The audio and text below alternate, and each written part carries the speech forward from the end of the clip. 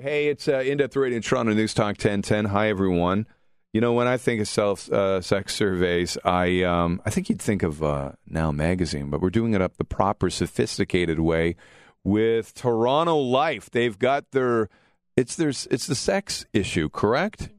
February issue of the magazine. It's dedicated to sex. And that is the lovely and mellifluous voice of Sarah Fulford, who is in studio. She is the editor of Toronto Life. Now, Sarah, how many years have you been doing the sex survey? This is our first ever. Oh, it's the first ever. Indeed. So this is exciting. Now, as the editor, did you have to, I don't want to say the uptight crowd, but did you have to convince people down there at Toronto Life that this is the way to go? Well, no. I think everyone's curious about the topic. We certainly didn't have to convince the people we surveyed about our sex poll, on our sex poll, to do the poll. We surveyed 1,300 Torontonians about their sexual practices. How did you do that? The internet. The internet? Yeah. Okay, so they had to come to you. They did, and they came in droves. And well, let me ask you a question, because I think that a different person is going to read perhaps Now Magazine and then is going to read Toronto Life. So how indicative do you think are your readers of the cross-section of people who live in Toronto? Well, we surveyed 1,300 of them, and they are across the whole city. In fact, quite a lot of the survey compares East End sexual practices to West End sexual practices and downtown sexual practices to 905. Yeah. So you want to know who's having more sex? I do. I want to get to that in a second. So there's a whole bunch of different stuff in the issue, and you asked the questions are interesting, and I want to get into those in a second. But you have two articles that are also in the sex issue of Toronto Life that I thought were kind of interesting too. One was the fact that multi-partner relationships are on the increase in the Toronto area. Now, what does that even mean? Well, I think it's sort of the rebranding of the open marriage, but it is making a comeback. They go by the term polyamory. What that really means is there's a primary partnership usually. We have a whole article about this, so you can read about it more in the issue, but there's a primary partnership. Maybe they're a little bored. Maybe they're curious about bringing another person into the equation. Maybe they bring many other people into the equation.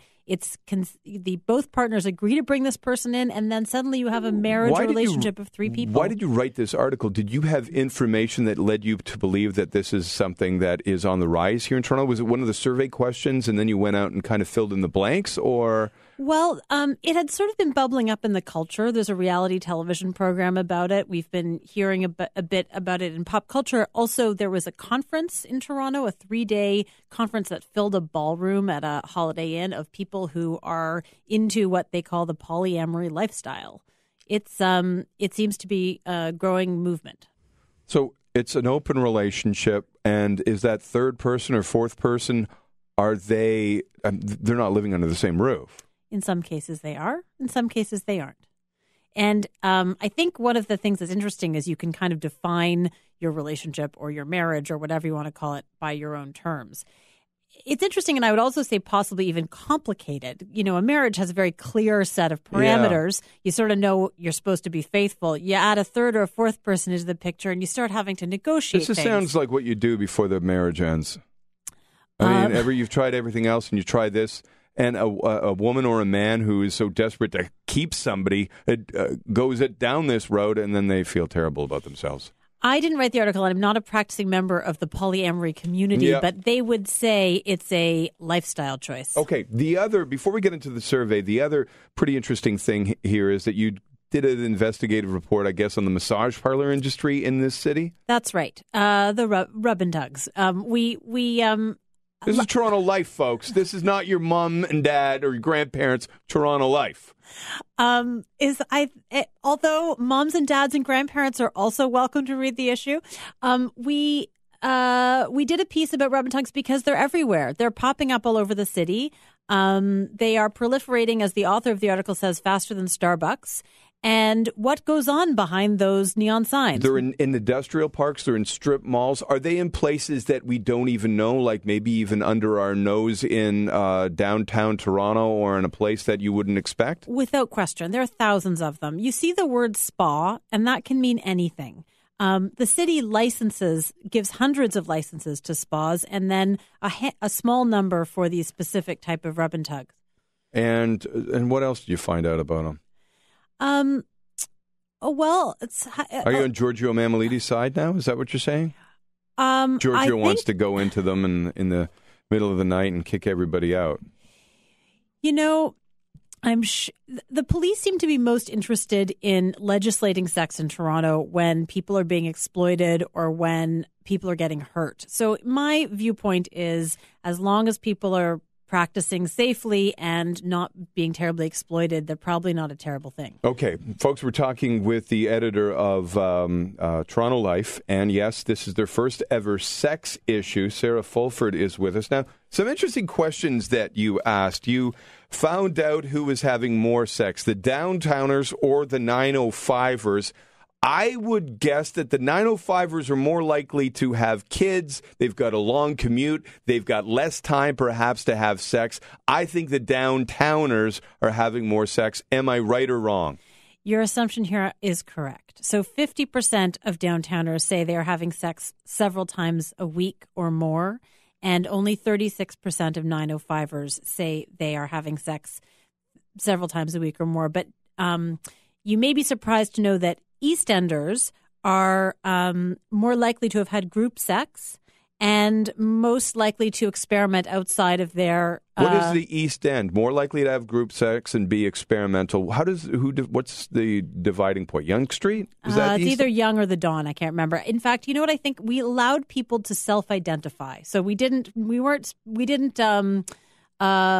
the boundaries. I would think people who are familiar with Toronto would know that, the West End is the cool strip and Ossington and all that kind of stuff. Well, here you have the East Enders just having a great old time. Yeah. Well, I mean, the beach, I would think, would be a little, maybe there are a bunch of older hippies and stuff like that, and up on the Danforth, they're known as a hippy-dippy crowd. But I would have thought that the West End would have been a little more experimental, but you're saying it's the East End. That's what I'm saying. The survey has lots of surprising facts. You quizzed Torontonians on favorite positions, and you can differentiate. I could name a position, and then you would be able to say, Toronto Life, the highly regarded, Toronto Life would be able to tell somebody where they're more likely to be from based on favorite sexual position?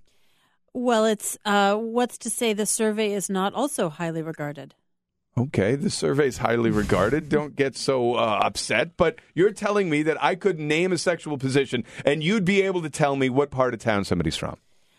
I suppose, yeah. What do you mean you suppose? Well, I What did you find based on region when it came to favorite positions?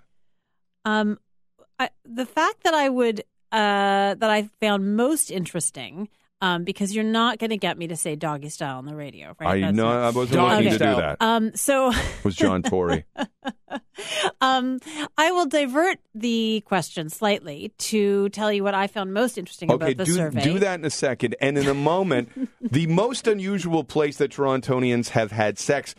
Some of these places are kind of shocking, and we'd like to hear what the listeners would have to say, too. Most unusual place that you've had sex in Toronto. We're talking about the Toronto Life sex issue, which is on newsstands right now. It's 2:45. Newstalk 1010, Time Saver Traffic.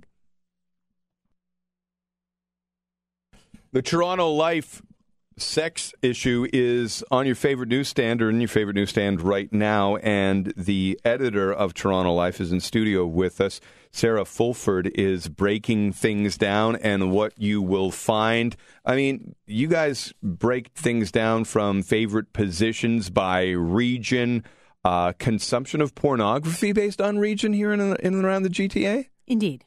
Leather-clad vixens with handcuffs and whips. Do you know who that is? No. That's one of the most respected Torontonians, according to most influential. Influential, indeed. Yeah. Do you know who it was? You want to hear another clip? You have to guess. It's Toronto Life sex issue, and you can't identify the voice of one of Toronto's most influential people. Would that be your man, John Tory? Me and 6 women. Yes, it's John Tory. So, what can you tell us on pornography consumption in and around Toronto? Men use it more than women. I could have told you that before you did the survey. I could have saved you some time. So 66% of men say they occasionally or routinely consume porn, and only 25% of women say they use porn. Okay. How long is the average time lasting for Torontonians? So 54% of Torontonians have sex for 15 to 30 minutes at a time. And then the older you get, the longer it lasts. Is Toronto a city where we would find a lot of cheaters? Yes. And to my surprise, Midtowners, which is again sort of self-identified, but north of the downtown and south of way up north, are the most disloyal. They're doing a lot of cheating. The people in Midtown? Correct. Who, and I mean, that's a fairly affluent area. What's the percentage of men who had admitted online, and again, anonymously, of using Viagra?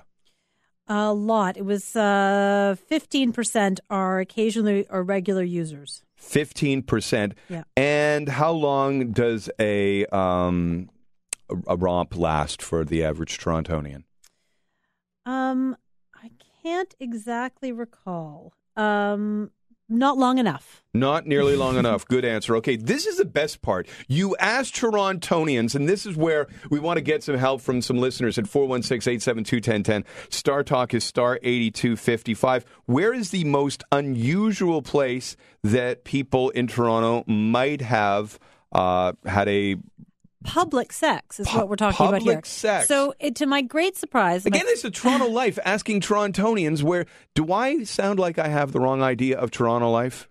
Are you upset that I find... We'll pick up the current issue and see if your prejudices are confirmed or denied. Okay. Well, Toronto Life asked Torontonians where they've had public sex. Yeah. And some of these places, I mean, it's amazing that people get away with some of these things. Well, the first surprising fact is 65% of our survey respondents say they have had public sex. 65%. It's a considerable majority. That's very high, I would say. And the answers are a riot. They are pretty much everywhere you could possibly think of. The Sky Pod at the CN Tower. Just imagine. And the Hockey Hall of Fame. Where in the Hockey Hall of Fame? That was not disclosed. We leave that to your imagination. The Bat Cave at the ROM. I've been in the Bat Cave at the ROM. Someone said that they had sex on a mattress in the Sears bedroom showroom. I imagine that would be a Sears employee. But at Eaton Center? I think so, yeah. And these are normally what is thought to be reserved. We're supposed to be a boring town that looks down our nose at this kind of thing. This doesn't play to the DNA type of a Torontonian. Well, this is the great reveal of the issue. We have the stereotype of being Protestant and prudes, but below the surface, we are wild sexual adventurers. Yeah. Now, what is the most shocking thing, do you think, about your survey? I think the public sex thing. I mean, you get the impression that you shouldn't. What was the percentage of people who have? 65% who claim they've had sex in public. Someone claimed that they had sex high in a tree above a popular cycling path, which is like hard to imagine. Really hard to imagine. So my advice is take your Purell with you when you leave your house, and always knock before you open a door. Again, this, folks, is in the new sex issue, Toronto Life. It's on your favorite newsstand right now. Can anybody beat the following stories? Again, places that Torontonians have had public sex. The Sky Pod in the CN Tower, that's the top little pod there. The Bat Cave at the Royal Ontario Museum. The Hockey Hall of Fame. Those are the three most unusual places that people have had public sex in this city. So here are the phone lines. 416-872-1010. Star Talk is star 8255. Where have you had public sex in this city? We would like to hear from you right now. 416-872-1010. Star Talk is star 8255. Sarah, it's a really fun issue. I'm glad to hear that. That I think most all Torontonians will enjoy, with some crazy things about ourselves. And when you walk down the street in this city, you'll never know what people are up to. Exactly. Doggy style. John Tory again? Do you have any other good John Tory things? Tea-bagging. Bull semen humped by a cat. And he's one of your most influential Torontonians. Did he say teabagging? Teabagging. I'm not repeating what he may or may not have said. Sarah, thank you very much for coming in. Thanks for having me. It's an awfully fun issue, and again, it's on it's in your favorite newsstand right now. Here's Greg. Greg, most unusual places a Torontonian you've had public sex. I've had sex all over the place, but the most unusual was outside the monkey cage at the zoo, Toronto Zoo. How did you do that? Well, the lady had a nice long dress on. And what time of day was this? Middle of the day. People are walking by. You know what the funny thing is none of the visitors to the zoo knew it, but all the monkeys really they were going crazy. They knew what was going on. Monkey cage. Add that to your next issue next time around, Sarah. Here is Jeff on In-Depth Radio in Toronto. We're talking about Toronto Life's sex issue, which is on your favorite newsstand right now. Jeff, most unusual place that you've had sex in the GTA. The video shop. People were shopping outside. What video shop? I'm not disclosing that. But you know, a place you rent videos. So we were in the triple X portion of the video shop, while people outside are like looking at other stuff. What time of day does this happen? During the day. During the day. All right. Toronto is shocking me by the ones and twos here. 416-872-1010. Star Talk is star 8255. Mohammed, most unusual place that... Mohammed, you don't have a story. Yeah, I have one was in the big forest field years ago in CNE. The one turning around. The other one was also in CNE. Where at the CNE? CNE, the one at Lakeshore. Oh, I know where the CNE is, but what part of the CNE? No, this was about 30 years ago. It's not right now. It was right inside. They had a forest field. Oh, on the Ferris wheel. Okay. Gondola, the one that hangs and goes by cable from one station to another. So we had to on the gondola? Quick. Yeah. Jeez. The one that it's like the teleski. No, I understand. I know what you're talking about. When was that? How long ago was that? That was also 30 years ago. Oh, 30 years ago. Okay, those are both good. Ferris wheel, and I should have asked him if that was the same day. Here's Ricardo on In-Depth Radio News Talk 1010. Ricardo, most unusual place you have hung up on Jim Richards in the middle of a radio segment. Again, Toronto Life, it's on newsstands right now, and it includes the weirdest place that Torontonians have done the deed.